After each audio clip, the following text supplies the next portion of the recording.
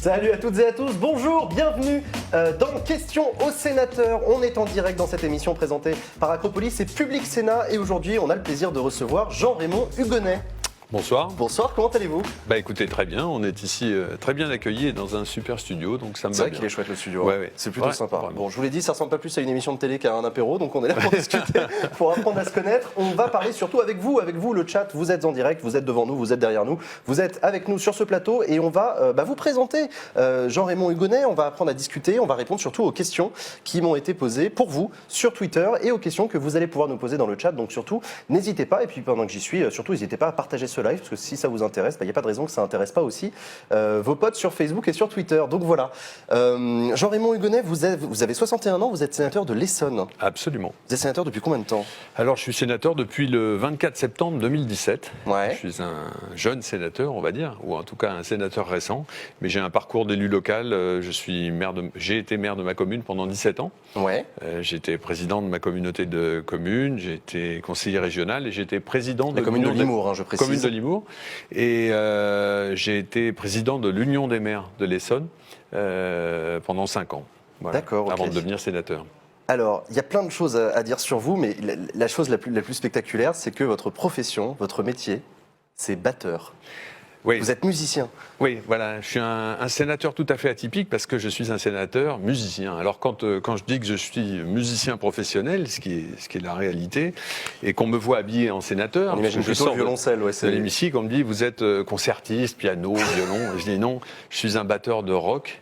De pop, de folk, et voilà, et je peux vous dire d'où ça vient. Ah mais dites-moi, non mais voilà. Racontez-moi comment est-ce qu'on devient sénateur quand on est batteur de rock. Plutôt le contraire. Déjà comment on devient batteur de rock parce que c'est le plus intéressant et c'est le plus important. Il se trouve que quand j'avais 10 ans, j'ai un frère qui n'est malheureusement plus de ce monde, qui a 11 ans de plus que moi, qui avait 11 ans de plus que moi, et donc quand j'avais 10 ans, j'allais piquer ses disques dans sa chambre et j'allais les écouter quand j'étais tout seul. Et je suis tombé sur Creedence Clearwater Revival et Bob Dylan, voilà. Et donc le jour où j'ai mis ça sur la platine, ma vie a un peu changé. Parce que je me suis rué, allez savoir pourquoi. Dylan, ça change la vie, ouais. Voilà, allez savoir pourquoi. Sur les aiguilles à tricoter de ma mère, j'ai mis des chaises devant moi et j'ai commencé instinctivement à jouer de la batterie. Voilà. À quel âge du coup, à 11 ans ? Ça c'était 10 ans, 11 ans, ouais, voilà. Et puis voilà, ensuite je suis devenu musicien professionnel et voilà. Et puis après, forcément, comme j'étais... moi, vous savez, je suis né dans cette ville qui s'appelle Limours, qui est une jolie petite ville de 7000 habitants. Et puis, voilà, j'y ai fait ma vie d'enfant, d'adolescent et autres, et j'y suis très attaché. Et puis, quand l'occasion, plus que l'occasion, mais quand l'envie profonde, je l'ai ressentie, je me suis présenté avec d'autres, avec une équipe. À l'élection sénatoriale. Alors, à l'élection municipale d'abord. Oui, d'abord à Limours. Et puis après, j'ai fait un parcours d'élu, voilà. D'accord. Et donc aujourd'hui, je me retrouve au Sénat et je suis toujours musicien, bien entendu. Du coup, j'allais vous demander, vous jouez toujours ? Bien sûr, bien sûr. Tous les combien vous arrivez à... En moyenne, avec le groupe dans lequel je joue, on arrive à jouer une fois par mois. En représentation, vous faites des concerts ? Des concerts, oui, concerts. C'est le moment, il s'appelle comment ce groupe ? Il s'appelle Rosewood. Rosewood. Rosewood, R-O-S-E-W-2-O-D. Voilà. Rosewood. Vous allez sur le net, Rosewood, pop folk, et vous aurez... Voilà. Alors, on fait des reprises. Des reprises. De quel répertoire ? Vous allez voir, des titres qui ont fait que j'ai choisi à un moment donné de faire la musique, de la musique mon métier. C'est-à-dire, c'est Creedence Clearwater Revival, c'est Bob Dylan, c'est Patti Smith, c'est bien entendu Le Boss, c'est... Voilà. Ce sont tous des titres. Alors, le groupe qui résume ça totalement, c'est Creedence, et puis Fleetwood Mac. D'accord. Voilà, qui est un groupe exceptionnel. Et donc, on fait, en moyenne, un concert par mois. Il y a Dish qui vous demande, est-ce que c'est rock le Sénat ? Par certains côtés, c'est rock. Alors, par lesquels ? Expliquez-moi. Alors, justement, vous voyez, déjà quand je suis arrivé au Sénat, on est dans des conditions de travail exceptionnelles. Tous les personnels qui sont autour, les huissiers, les gens de la séance, eh bien, ils sont allés regarder les nouveaux sénateurs sur le net, notre parcours. Et quand ils ont vu que j'étais musicien, ça a déjà créé un lien avec eux, qui est un lien particulier, parce qu'ils me voient dans cette tenue de sénateur, et puis il me voit aussi sur scène avec la casquette à l'envers, et voilà. Donc, alors, pourquoi c'est rock, le Sénat ? Parce que le rock, pour moi en tout cas, le rock c'est une fondation. C'est-à-dire que le jour où j'ai entendu cette musique-là portée par des artistes immenses, comme John Fogerty, le chanteur de Creedence, c'est une culture. Vous voyez ce que je veux dire ? C'est pas une mode, c'est une culture profonde. Et au Sénat, on a la culture profonde des territoires.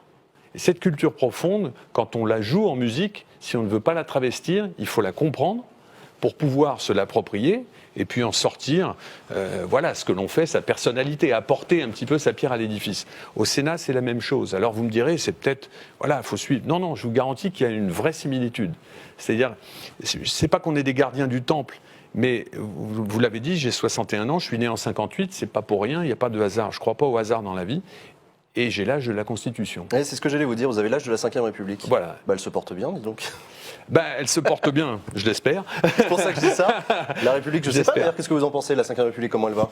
La 5e République, pour moi, clairement, alors là, si vous attaquez direct dans mon cœur, ça va être un peu dur, dans mon cœur de sujet, pas du tout. J'aurais des questions à vous poser tout à l'heure sur la réforme institutionnelle, mais dites-moi. Alors, pour moi, la 5e République et la Constitution française de 58, alors modifiée en 62 déjà pour l'élection du président de la République au suffrage universel, c'est un texte quasiment parfait. Il est tellement parfait que, à l'époque, donc le général de Gaulle, et bien entendu, il n'était pas le seul, quand vous avez le principal détracteur dans l'histoire de la Constitution de 58, qui était François Mitterrand, qui l'appelait le coup d'État permanent, ouais. Bizarrement, quand il est arrivé aux plus hautes fonctions de l'État, accédé à ses plus hautes fonctions, il a compris qu'elle lui allait comme un gant. Et il s'en est parfaitement servi. Pour vous, c'est la marque que la 5e République fonctionne bien. C'est une des marques. Là où elle fonctionne moins bien, c'est que dans les premiers temps de sa vie, il y a eu très peu de révisions. Mais au fur et à mesure où le panorama politique humain s'est détérioré, à mon sens, bizarrement, on a eu une frénésie pour commencer à la modifier. Et à chaque fois qu'on l'a modifiée, quasiment, c'était pour faire des choses... alors, il y a des choses qui nous étaient dictées, parce qu'entre-temps, il y a eu l'Europe aussi qui s'est construite. Bien donc, sûr. Voilà. Mais la principale révision catastrophique, c'est le quinquennat, par exemple. Ah, vous êtes contre le quinquennat je l'étais à l'époque, et je vous dis, aujourd'hui, alors il y a peut-être, et dans le respect démocratique des gens qui considèrent que c'est une bonne chose, tant mieux, mais aujourd'hui, l'expérience prouve que c'est une catastrophe, parce que ça a asservi l'Assemblée nationale tout de suite à l'élection du président de la République. On rappelle, pour ceux qui nous écoutent, le quinquennat, c'était cette fameuse réforme du début des années 2000, voilà. Où le président de la République est élu juste avant les députés, et du coup, les députés découlent très directement. Bien sûr. Voilà, bien le but, c'était d'apporter de la stabilité aussi, c'était d'éviter les cohabitations. Mais encore une fois, la cohabitation, le président de la République se soumet ou il se démet. C'est inscrit dans la Constitution. Oh. S'il choisit de se soumettre, comme l'a fait François Mitterrand à un moment donné, voilà, les choses avancent. Il faut tenir compte, quand on est le vrai chef d'État, on comprend qu'à un moment donné, la majorité qui était la vôtre n'est plus la même dans le pays, ça ne vous empêche pas de gouverner. Ou alors, si ça vous empêche de gouverner, ça veut dire que vous êtes sur des options totalement différentes. Or, aujourd'hui, la France, elle n'est pas sur des options totalement différentes. La France, le problème qu'elle a, cette France, ce pays qu'on aime tant, c'est qu'on n'explique pas aux Français exactement où nous en sommes aujourd'hui.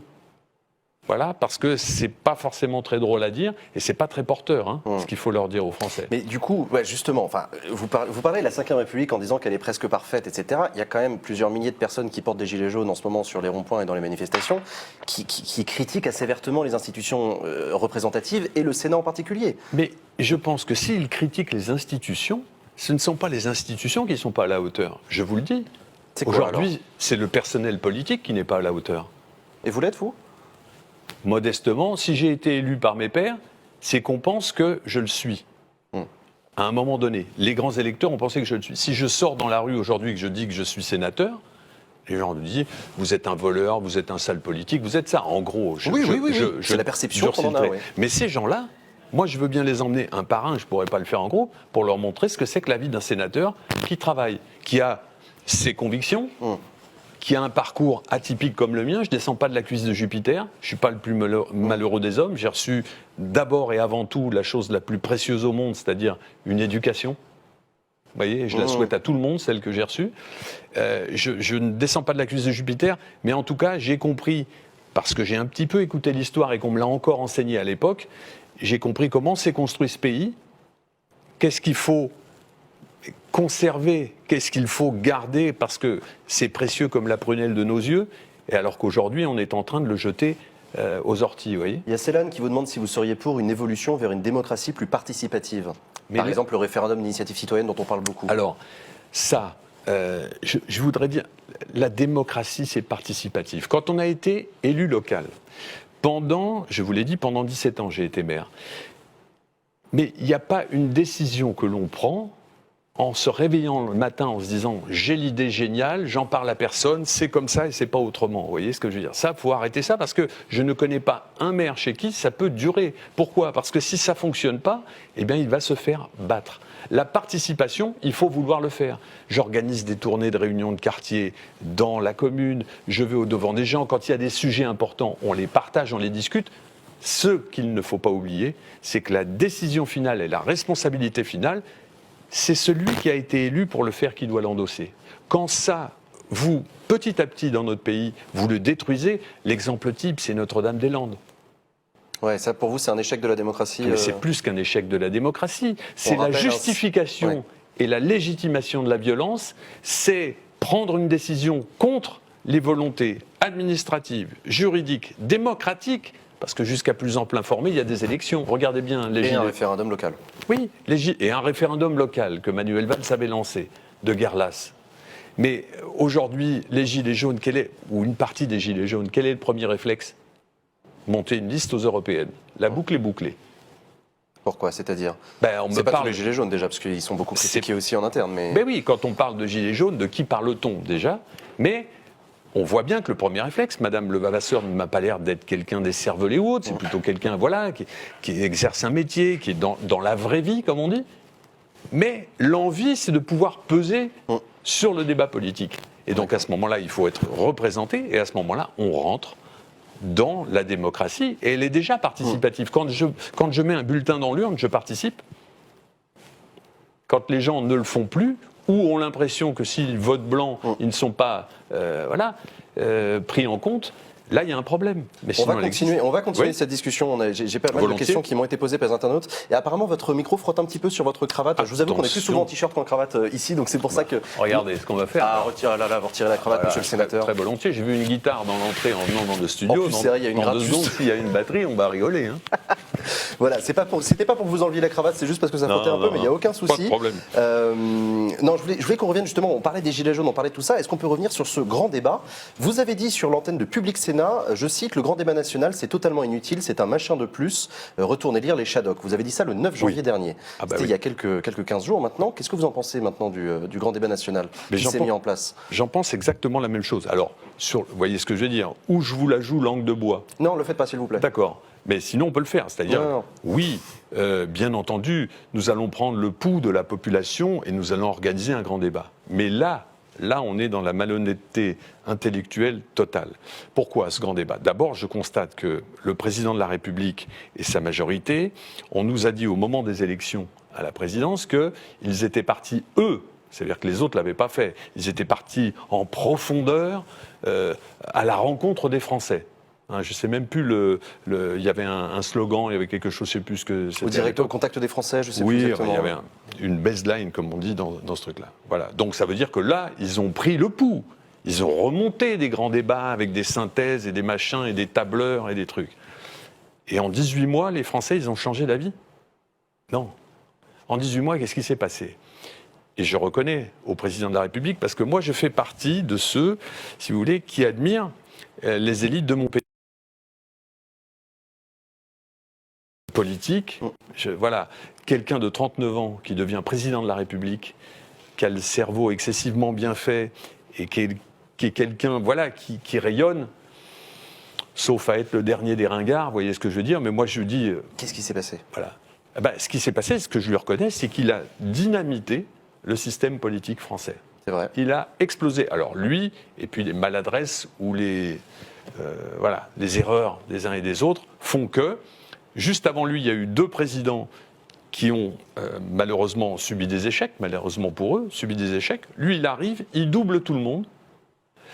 Alors, il l'a préparé depuis un moment quand même. Hein. Ça ne se décide pas 15 jours avant dans un café, comme on a essayé de nous le faire croire. Mais ça a été rapide, entre le moment où on le découvre et le moment où il est élu président de la République. Non, mais on le découvre, nous.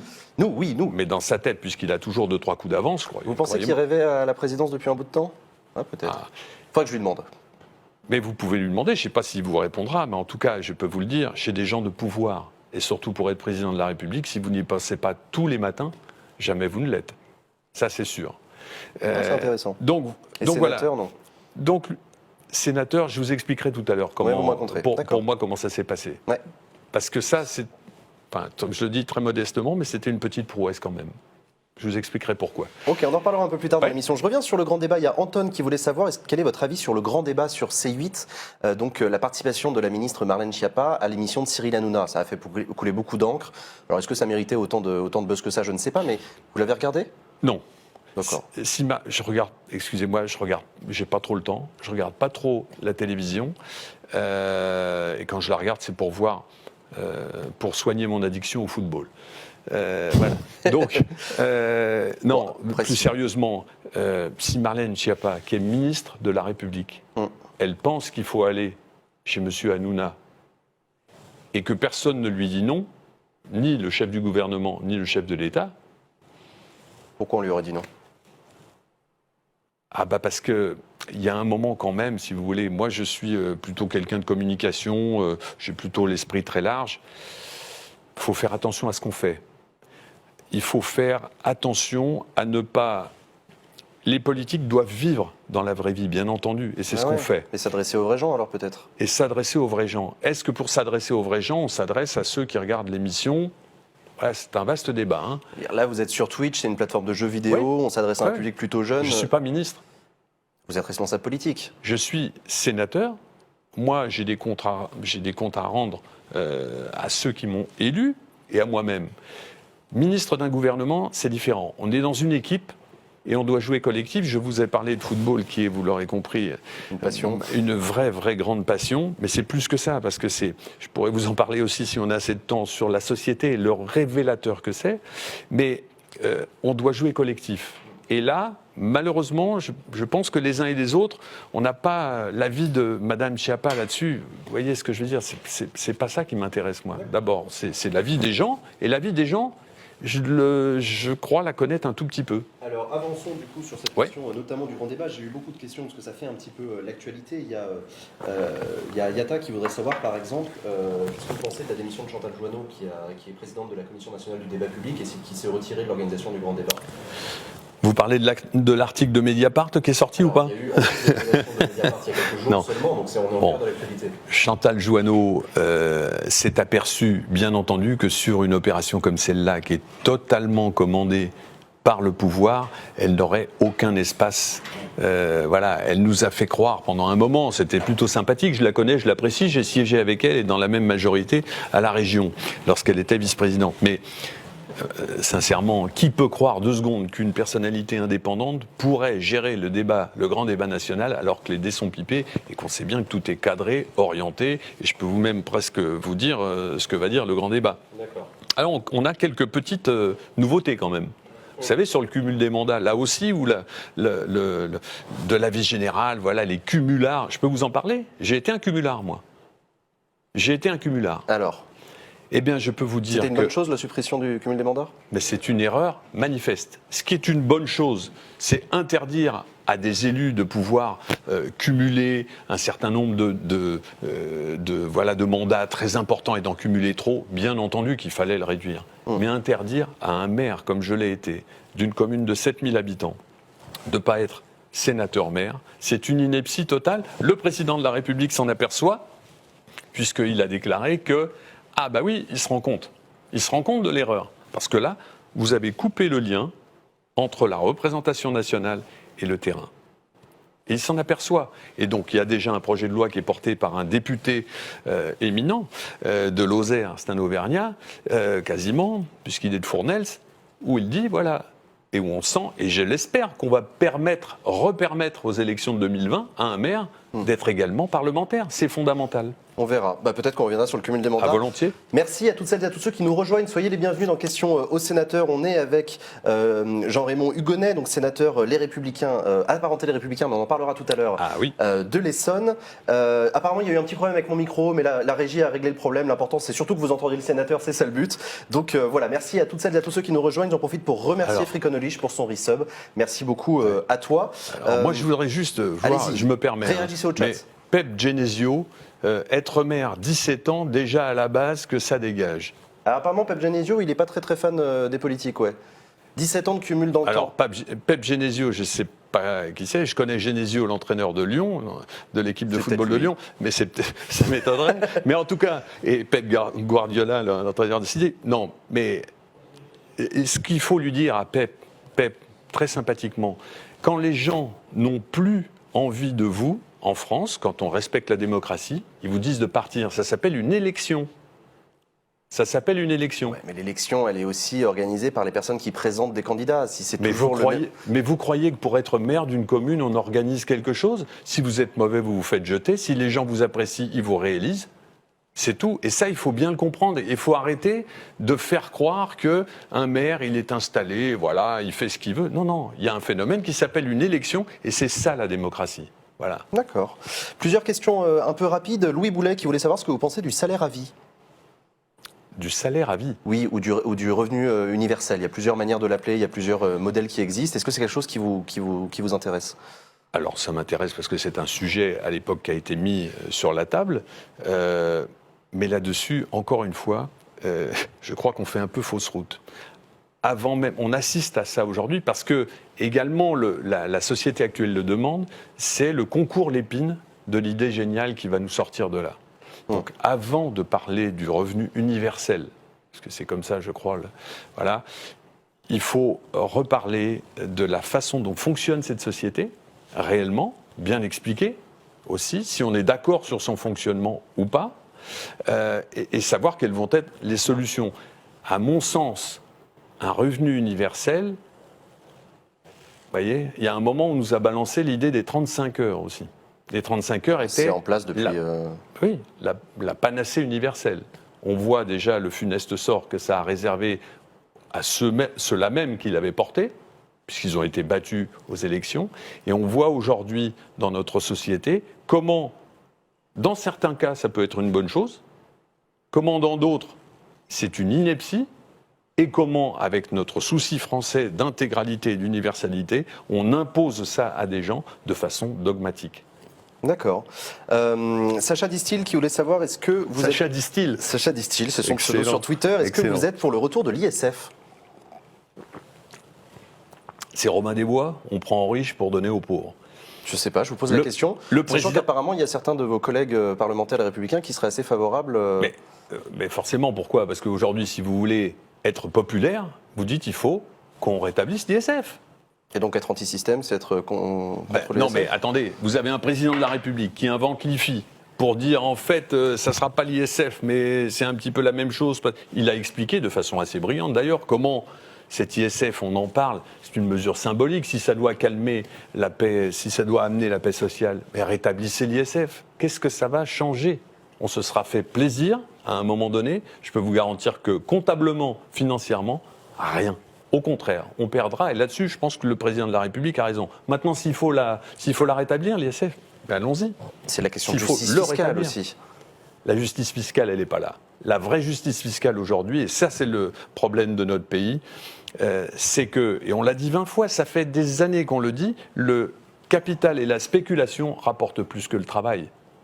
C'est pour ça que dans notre pays, ceux qui gagnent le plus gagnent de plus en plus et de façon exponentielle, et ceux qui sont dans les cales et dans les soutes, eh ben, ça reste flat, ou alors l'espérance d'augmentation est ridicule. C'est ça qui ne fonctionne pas. Je dis ça parce que c'est une des revendications des Gilets jaunes d'avoir une fiscalité un peu plus progressive, quelque chose de plus juste. En tout cas, c'est ce qu'ils disent. Alors, mais il faut la remettre.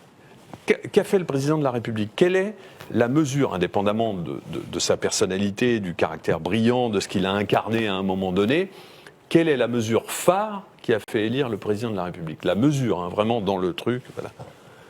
Je sais pas, à vous de me dire. Eh bien, la taxe d'habitation supprimée. Tout le monde s'est dit, ah bah oui, tiens, je paye ça chaque année, tiens, il supprime, c'est bien.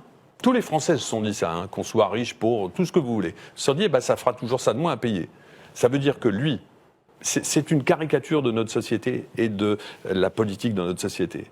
La mission, enfin la mesure principale proposée par le président de la République, qui plaît à énormément de monde, sauf aux élus locaux, parce qu'ils savent bien pourquoi, c'est une mesure, qui n'est pas financée, qui coûte une fortune et qui est commerciale. Vous voyez ce que je veux dire ? Ça attire le client, hein, ça attire le client.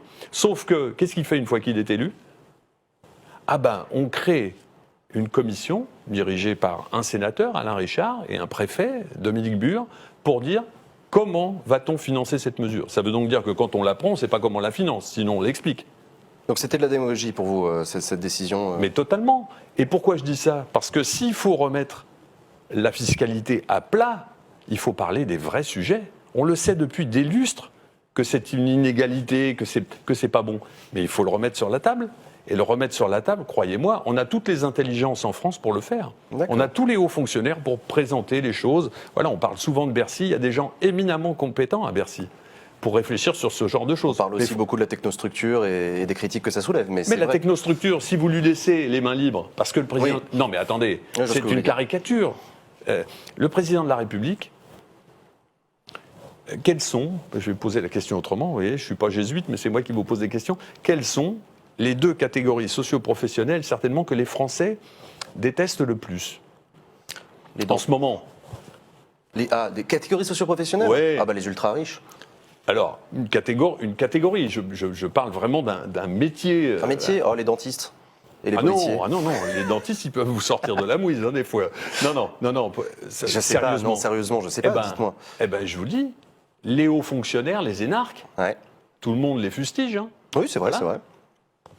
Et croyez-moi, il y a à dire. Et puis, les banquiers. Les banquiers, oui, c'est ce que j'allais dire. Eh ben, on a élu un président de la République qui est les deux. Énarques et banquiers. Sympathique. Vous voulez dire quoi? Ça veut dire qu'on a de l'hypocrisie un peu collectivement? Mais c'est pas ça, c'est qu'on n'arrive pas à voir ce que nous avons devant les yeux. Parce qu'à chaque fois, on nous fait passer un filtre de façon très à droite, de façon éminemment politique et éminemment subtile. Mais voilà, c'est ça qu'il faut voir. D'accord. J'ai pas mal de questions sur la culture. Je vous propose qu'on change un peu de sujet parce que voilà, on a la chance d'avoir un sénateur musicien. Ah oui. La culture, est-ce qu'elle a de la place en politique? Est-ce que c'est quelque chose qui, pour vous, devrait plus être sur le devant de la scène? Parce qu'on a des débats sur la fiscalité, sur l'économie, sur des questions sociétales parfois. Mais la culture dans tout ça, est-ce qu'elle a suffisamment sa place en politique? Alors là, il y a deux sujets. Est-ce que c'est la place en politique dans notre budget national, par exemple, ou dans l'action politique de notre pays? Selon vous, oui, en tant que sénateur. Voilà. Alors, je vois deux choses, et puis ce que la culture apporte. Je vais commencer par la première. On a la chance dans ce pays d'avoir une culture très vaste, très ancienne, et donc ce n'est pas le parent pauvre des politiques publiques, la culture. Le parent pauvre, c'est le sport. On n'a pas encore compris que l'un sans l'autre... Culture et sport? Bien sûr. Alors pourquoi? Expliquez-moi. Je vous dis, prenez l'exemple, au Sénat par exemple, la commission dans laquelle je siège, la commission culture, communication, éducation, le sport dépend de cette commission, il n'est même pas nommé. Et ce serait mieux pour vous? C'est pas que ça serait mieux, c'est que regardez les budgets. Le pauvre budget des sports qu'on étrangle chaque année, lui, c'est le dernier de la classe. D'accord. Alors que c'est fondamental.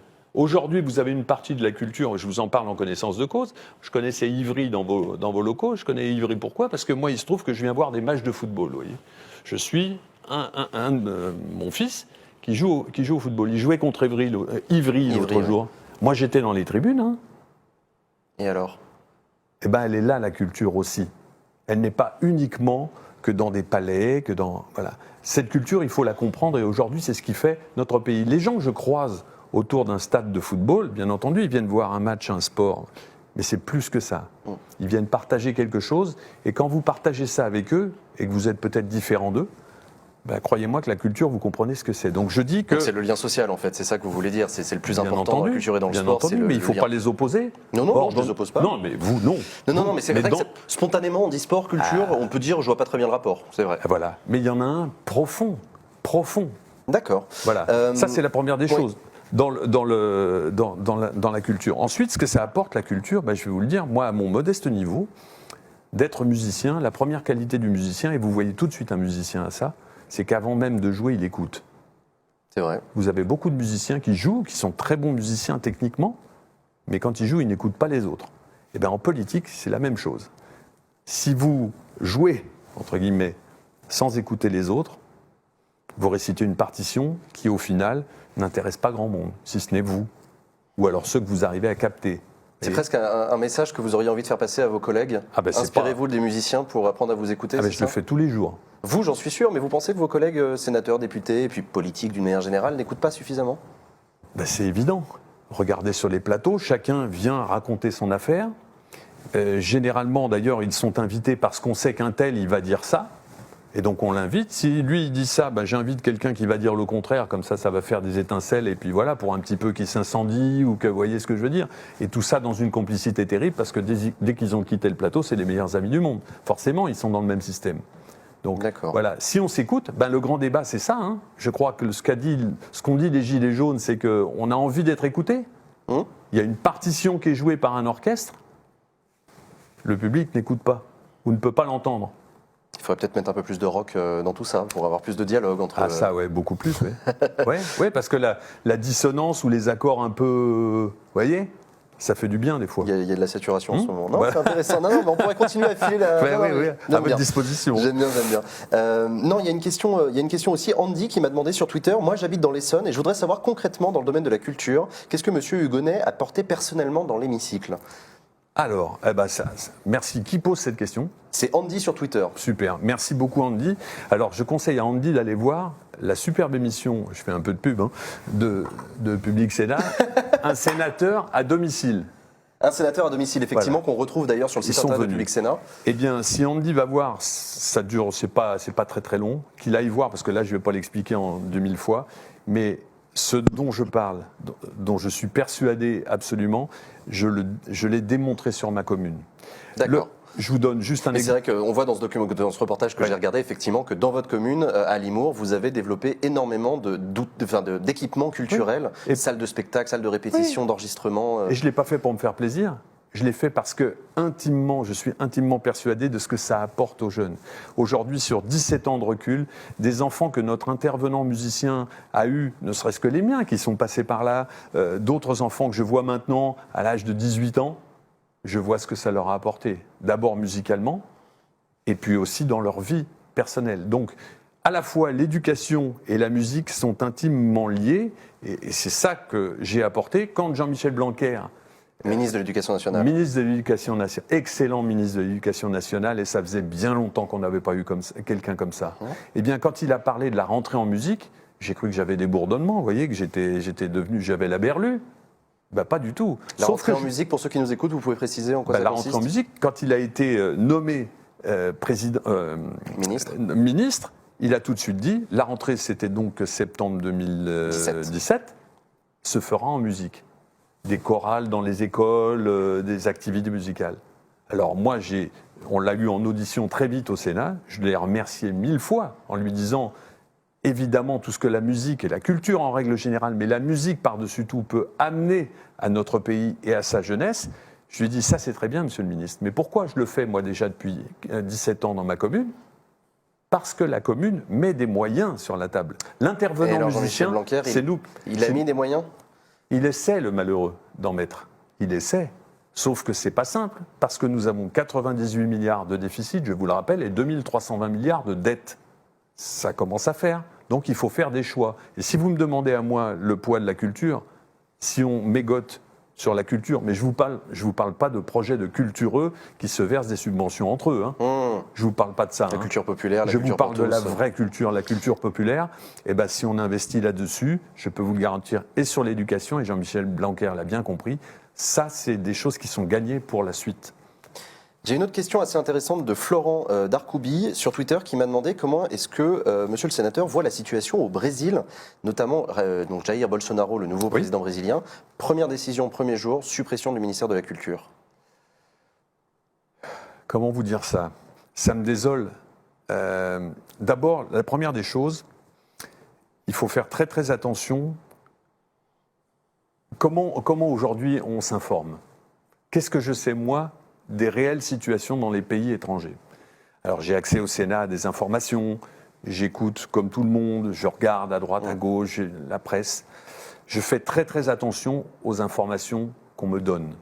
Ce que je constate aujourd'hui, c'est que parce que, bizarrement, à la même époque, les mêmes problèmes arrivent, convergent, il y a des pays qui basculent dans des solutions qui sont des solutions, on va dire, radicales ou des solutions nationalistes. Ça me fait peur pour mon pays. J'oublie pas que les dernières consultations présidentielles, à chaque fois, on a eu le Rassemblement national. Sauf en 2007. Au deuxième tour. Oui, vous m'avez compris, Oui, à la fois le père et en 2012. et la fille. C'est arrivé 2 fois dans notre pays. Alors tout de suite après, vous avez tout le monde sur les plateaux qui prend un air décomposé en disant « Oh là là, c'est terrible », voilà. Sauf que ça se passe ici et maintenant. Les États-Unis ont choisi un président de la République, ils l'ont choisi, hein. Il n'est pas arrivé, voilà.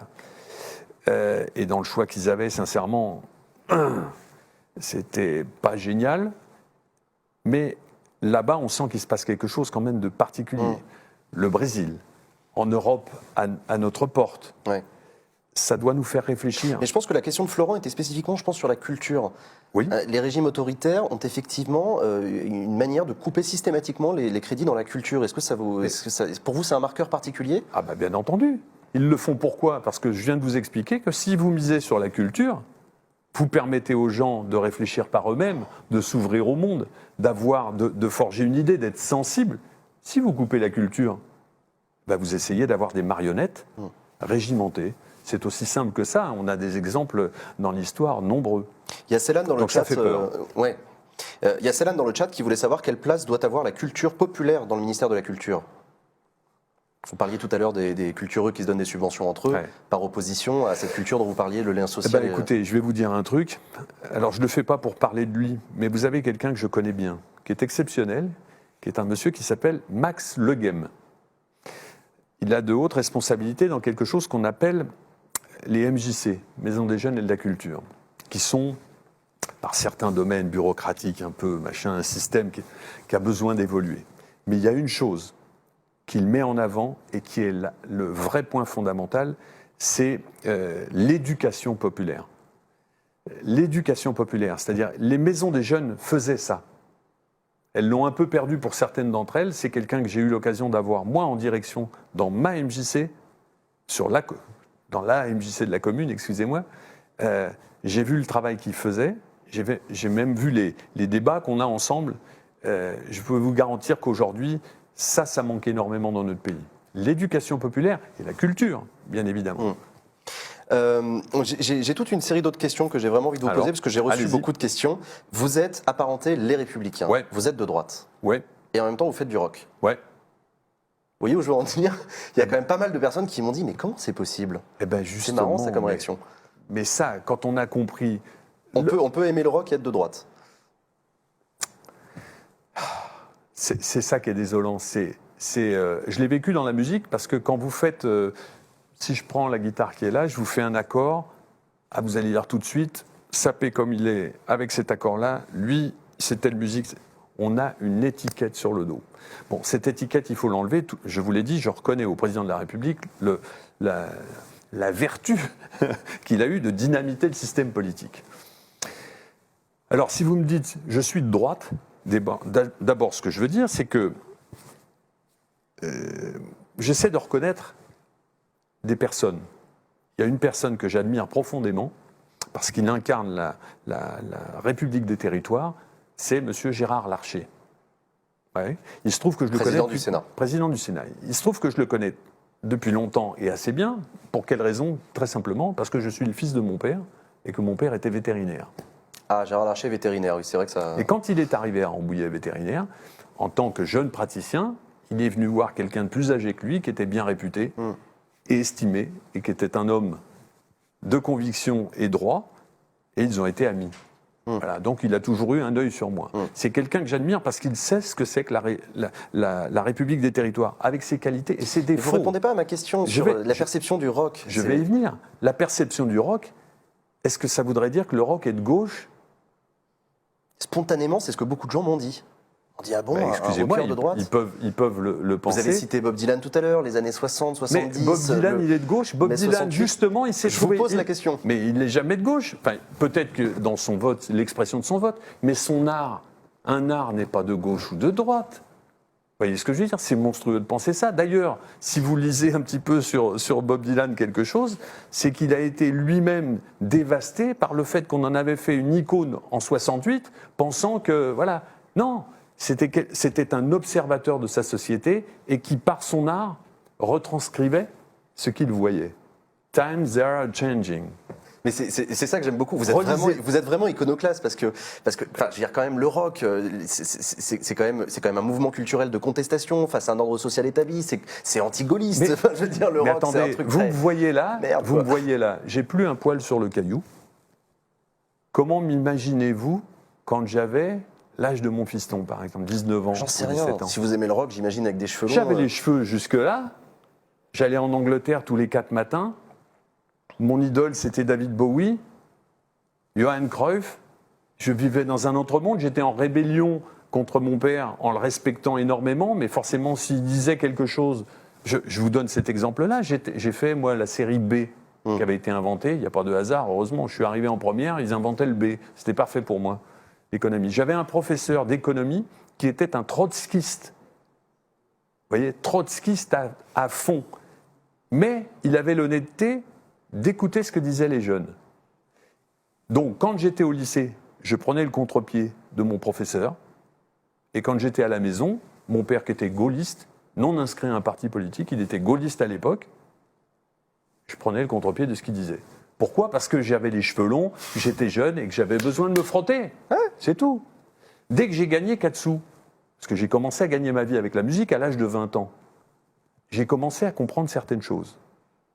Et que pour moi, si vous me dites, et ça n'a rien à voir avec la musique, vous voyez, dimanche soir, j'étais au Café de la Danse, je suis allé voir aujourd'hui celui qui pour moi incarne ma musique profondément. On a quasiment le même âge, il s'appelle Neil Finn, c'est le chanteur et créateur d'un groupe monstrueux qui s'appelle Crowded House, c'est des Néo-Zélandais, il joue en famille avec sa femme, ses fils, et c'est un artiste monstrueux qui a fait un tabac.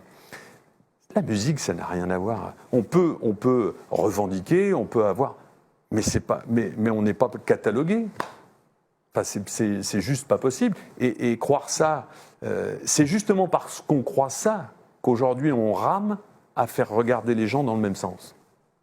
Si vous me demandez maintenant... Non, mais c'est un beau plaidoyer pour la diversité, en politique comme en musique. Moi, je trouve ça formidable. Donc, mais c'est je ne très suis pas intéressant. inscrit à un parti politique. Je siège au sein des Républicains. Alors ça, j'allais vous demander. Oui. Vous n'êtes pas membre du groupe Les Républicains au Sénat. Vous Si. êtes apparenté. Vous êtes Non. membre. Alors, Expliquez-moi. au Sénat, vous avez ce qu'on appelle les groupes politiques. Ouais. Donc, il y a le groupe politique Les Républicains au Sénat, et on vous demande, quand vous arrivez en tant que sénateur, à quel groupe politique vous allez adhérer.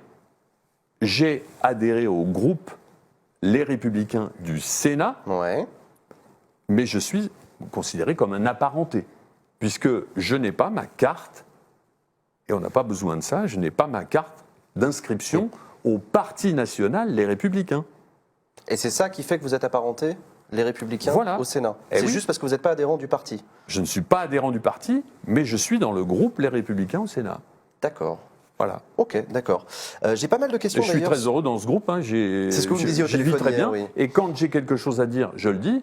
J'ai l'intelligence de dire, si je ne suis pas du même avis que le groupe Les Républicains, je vais voir le président du groupe, Bruno Retailleau. Je lui dis, écoute, voilà, sur ce projet de loi, là, je suis comme ça. Il y a un sujet actuellement qui est le sujet majeur dans la loi Pacte. La loi sur l'économie, oui. Voilà. Je suis contre la privatisation d'aéroports de Paris. D'accord.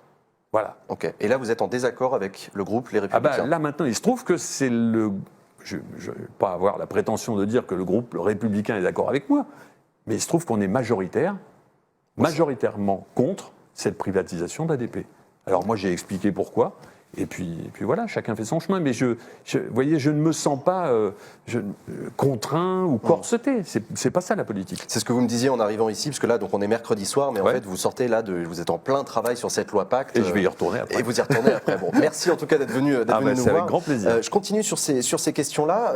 Gilles, sur Twitter, qui me posait une question. Pourquoi ce virage catho-tradi chez les Républicains? Une référence évidemment à Laurent Wauquiez. Je reparlerai à Slide. Hein. Il parle du rock des années 60. Vous avez compris. Mais alors, je ne sais pas ce que ça veut dire s'il chambre ou pas. Ça, je ne sais pas non plus. Mais s'il a des oreilles, notre ami IE, ou je ne sais pas, mais s'il a des oreilles, il verra qu'aujourd'hui, il n'y a rien de plus. Hein. Ok, mais je suis capable de lui expliquer. Tout ce qu'on entend aujourd'hui, vous voyez ce que je veux dire. Je ne vais pas dire que je l'ai déjà entendu, mais je peux vous dire d'où ça vient, en tout cas. Le rock, c'était mieux avant ? Clairement. Non, justement non. Mais justement non. Justement non. Je vous dis, j'ai découvert ça avec Creedence Clearwater Revival. Et l'artiste qui m'a mis une claque monumentale, le premier, celui que j'ai jamais vu un concert comme celui-ci, en 79 au pavillon de Paris, c'était David Bowie. Vous imaginez David Bowie à l'époque, quand on écoutait ça? Moi, j'aurais adoré voir David Bowie en 79. Ça, je peux vous le dire. Je vous le raconterai. Mais si ça ne tenait qu'à moi, on parlerait que de ça pendant une heure. Et j'ai quand même des questions qui m'ont été posées sur les Républicains. Virage Cato 3D. Laurent Wauquiez, président des Républicains, la liste européenne, quel est votre regard à vous, apparenter les Républicains? Alors, c'est clair, c'est net. Pour moi, j'aurais préféré, au départ, que Laurent Wauquiez dirige cette liste, même si, encore une fois, je vous le dis, je n'ai pas ma carte au Parti Les Républicains. Mais forcément, en tant que sénateur, on me demande apparenté. Laurent Wauquiez, à mon sens, devait conduire cette liste. Pourquoi Laurent Wauquiez ne le fait pas? Et c'est sa décision. Il dit, j'ai pris un engagement en tant que président de la région, j'irai au bout de ce mandat et je ne veux pas, en cours de mandat, dire à ceux qui m'ont élu, écoutez, je m'en vais parce que je dirige une liste sur les européennes. À partir du moment où il dit ça, il doit trouver un candidat.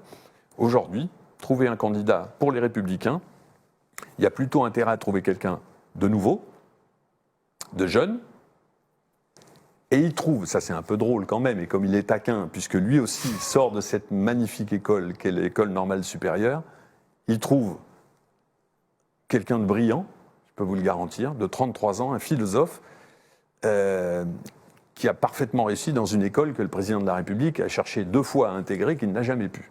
Ça, c'est pour la plaisanterie, il est taquin, Laurent Wauquiez. Je le sais un petit peu taquin. Alors, où on fait comme pour le rock. On dit le rock, il n'y a que des gens de gauche. Hein. Si à droite vous êtes rock, non, bougez-vous les oreilles ou c'est du sky votre rock. Là, c'est pareil. Lui fait la différence entre ce qu'il pense personnellement et ce qu'il peut conduire. Voilà. Et je dis que M. Bellamy, alors, son côté catho de droite, machin, voilà, c'est pas de ça dont on parle pour les élections européennes. Il va avoir l'occasion d'exprimer son influence. Ce que je vois pour ceux qui ont lu les livres qu'il a écrits, notamment le dernier Demeure, je peux vous garantir que parfois, et surtout en ce moment, on aurait besoin aussi un petit peu, la philosophie, de se rafraîchir la mémoire parce qu'on y apprend beaucoup de choses. Je déplore d'ailleurs que dans notre système éducatif, la philosophie, on la voit une année en terminale. Ça bassine pas mal de monde et on passe à côté de quelque chose qui est fondamental pour notre société. On est le seul pays au monde à enseigner la philosophie en cycle secondaire. Mais c'est fantastique, moi je... Alors, c'est fantastique. Moi, je serais d'avis de l'enseigner peut-être plus tôt encore. Je suis en même temps d'accord avec vous. Vous voyez, parce que la philosophie, je vous parlais tout à l'heure, mais vous allez me prendre pour un fou définitivement. Mais quand je suis au bord d'un terrain de football, il y a une philosophie. Quand je suis derrière mon instrument, il y a une philosophie. Si on ne comprend pas ça... Merci beaucoup, Célan, qui nous a fait un don de 100 bits et qui dit « Vive le rock libre ». Merci beaucoup à toi. Merci pour ton soutien à la chaîne. Merci beaucoup. Je reviens sur l'actualité en lien justement avec le groupe Les Républicains, puisque le gouvernement a repris à sa sauce une loi anti-casseurs qui était une proposition de loi des Républicains. C'est une bonne chose, c'est une ouverture de la part du gouvernement vis-à-vis de votre famille politique ? Alors, ouverture, c'est rare. Jusqu'ici, ils l'ont fait plusieurs fois. Quand ils trouvent quelque chose de bien au Sénat, ils refusent au Sénat, ils l'amènent à l'Assemblée, ils le déguisent et hop, ils nous le rebalancent en disant c'est nous qui l'avons fait. Ça énerve beaucoup les sénateurs, ça. Ah non, ça énerve même plus, c'est caricatural. Il y a juste à le dire. Et puis, nous, on leur dit dans l'autre sens, si vous nous aviez écouté sur la taxe du carburant, il n'y aurait peut-être pas eu Ouais, On je rappelle reviens qu'à pas l'époque, là-dessus, non, mais, mais oui. quand même. Bon, donc D'autres de là, vos collègues l'ont déjà dit voilà. ici, je vous rassure. Sur la loi anti-casseurs, bah, écoutez, c'est très simple. S'ils reprennent vraiment l'esprit de la loi et ce qu'il y a dedans, ce qui était préparé par Bruno Retailleau, notre président de Absolument. groupe, bah, mais ça les honore, très bien, puisqu'ils reconnaissent que c'est une bonne chose. Maintenant, s'ils se servent, vous voyez ce que je veux dire, de l'enveloppe, et qu'à l'intérieur, on la vide de sa substance, comme c'est un petit peu en train de... Pour vous, ils sont en se- train de vider de cette substance cette loi. Il faudrait être plus sévère avec les casseurs Ah bah attendez, moi, encore une fois, on n'est pas... Vous voyez, il faut faire très attention à ce qu'on dit et de ne pas être catalogué. Mais il y a un moment, on peut pas casser. C'est pas possible de casser. Casser des biens publics, ça, vous voyez, ceux qui cassent des biens publics, ils n'ont pas fait d'éducation populaire. Hein.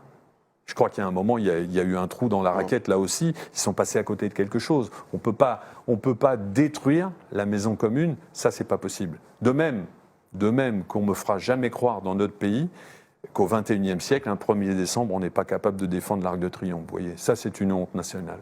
Et ça, le gouvernement en porte la responsabilité intégrale avec ceux qui l'ont détruit. Mais on ne va pas me faire croire, ou alors c'est encore plus grave, qu'on n'était pas capable de défendre l'Arc de Triomphe et ce qu'il représente. C'est une honte nationale, une ignominie totale. Évidemment, vous me voyez venir, puisque si on parle des casseurs et des manifestations, on va aussi parler des violences policières. C'est un sujet actuellement qui est sur le devant de la scène, notamment l'utilisation du lanceur de balles de défense, le fameux LBD, qui est borgne parfois des manifestants. Qu'est-ce que vous en pensez ? Est-ce que vous pensez que la police est trop violente ? Quelle question. Alors, dans tout groupe humain, vous avez des bons, vous avez des moins bons, et vous avez des mauvais. Je ne connais pas un groupe humain qui échappe à la règle. On peut dire ça des policiers comme des gilets jaunes, par exemple. C'est pas parce que quelqu'un est policier que forcément, vous voyez ce que je veux dire, il ne fait jamais d'erreur. En principe, il vaudrait mieux qu'il évite quand même, s'il est policier, justement. Mais est-ce que dans votre métier, est-ce qu'il y a quelqu'un sur cette terre qui est irréprochable ? Vous voyez ? L'erreur est humaine. Bon. Non, mais on parle d'yeux crevés, on parle de maintien de l'ordre. Non, mais d'accord, on me parle de ça. Il faut savoir où on va. Si vous allez, peut-être avez-vous participé à une manifestation, si vous avez dessous de jugeote quand même, quand on sent que ça va être chaud, ça fait réfléchir. Alors vous me direz, à ce moment-là, c'est la liberté qui est réprimée, mais il y a des personnes qui se sont retrouvées à un moment donné en situation de castagne et demander à des gens qui s'en prennent plein la tête de pouvoir distinguer ceci, cela. Alors, est-ce qu'un gendarme, un policier, sciemment a levé le LBD un peu plus haut que ce qu'il est permis ? Qu'est-ce que vous voulez que je vous réponde à ça ? Ça, c'est aux enquêtes, j'en sais rien. Alors maintenant, ce qui est excellent... Mais par exemple, le défenseur des droits, Jacques Toubon, recommande le retrait du LBD. Est-ce que vous êtes d'accord avec lui ? Jacques Toubon est quelqu'un, on parlait de culture, qui a fait pour la culture. Voilà, on n'attend pas après Jacques Toubon, sincèrement. C'est pas ça. Moi, ce qui m'afflige plutôt... Il est défenseur des droits. Mais oui, défenseur des droits, on a encore créé un machin. Pour défendre ses droits, il y a une loi... Vous voyez ce que je veux dire ? Le défenseur des droits, qu'est-ce que ça veut dire, le défenseur des droits ? Sincèrement. C'est comme l'ombudsman dans les pays du nord de l'Europe. Oui, mais moi, D'accord. Encore une fois, on n'a pas besoin de se comparer au nord de l'Europe, aux Allemands, aux machins. Nous sommes des Français et des Gaulois réfractaires. Bon. Donc, moi, raisonnons. La France, on a un pays, on a une histoire. Voilà. Aujourd'hui, il y a des gens qui s'en prennent plein la tête, qui se prennent des boules de pétanque, des pavés. On leur demande maintenant, bien sûr, la réponse du ministre de l'Intérieur, qui est de dire on va déclencher donc la caméra avant de tirer, et puis on va envoyer un SMS en disant je vais vous envoyer un LBD. Non, il faut être sérieux. Je crois que dans ces situations-là, ce sont des professionnels. Vous voyez ce que je veux dire ? Et qu'on ose une fraction de seconde dire que nous sommes dans un état policier, je crois que sincèrement, il y a un moment... Vous voyez ce que je veux dire ? Non. Qu'il y ait des erreurs, mais bien entendu, des bavures, comme on dit, mais bien entendu qu'il y en a. Vous pensez, pour qui a vu une manifestation, c'est quand même pas simple, vous voyez ce que je veux dire ? Et ils sont dans un état de stress terrible. Donc, ces gens-là, quels qu'ils soient, les militaires qui défendent notre pays et autres, oser aujourd'hui les mettre en joue, leur chercher des noises, parce que je trouve ça un peu compliqué quand même. Je vous le dis, excusez-moi, je vous le dis comme je le pense. Ah mais c'est très important que vous disiez comme vous le pensez, je vous pose les questions, on est là pour vous entendre. Ceci dit, les gens qui souffrent et qui se sont retrouvés, ça interroge aussi. Hein. Mais si j'avais quelqu'un de ma famille qui me dit « je vais à la manifestation », je lui dis « fais attention à ce que tu fais, tu y vas, tu risques ça en face ». Mais en même temps, vous nous avez dit que, bien sûr, il faut pouvoir manifester. Bien sûr. L'interdiction de manifester, par exemple, qui est prévue dans le projet de loi de Bruno Retailleau. Non, mais l'interdiction de manifester, ça veut dire quoi? Vous avez manifestation, je suis désolé, les gens qu'on a, et c'est pour ça, Bruno Retailleau parle de ça, pourquoi? Parce qu'il a vécu, lui, Notre-Dame-des-Landes. Mais c'est quand même insupportable de voir que force n'est pas restée à la loi et que vous avez des gens, des zadistes, c'est un État dans l'État. Et à partir du moment où on accepte ça, c'est fini, la société, vous ne pouvez pas faire société, c'est pas possible. D'accord.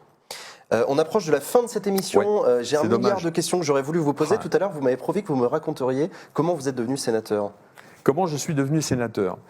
Élu local depuis 17 ans, je deviens président de l'Union des maires de l'Essonne.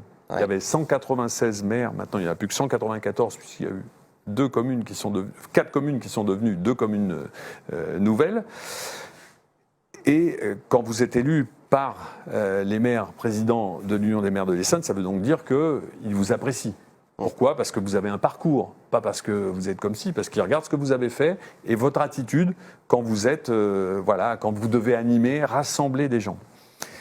Et il se trouve que je suis dans un département et j'ai succédé en tant que sénateur à un monsieur qui s'appelle Serge Dassault.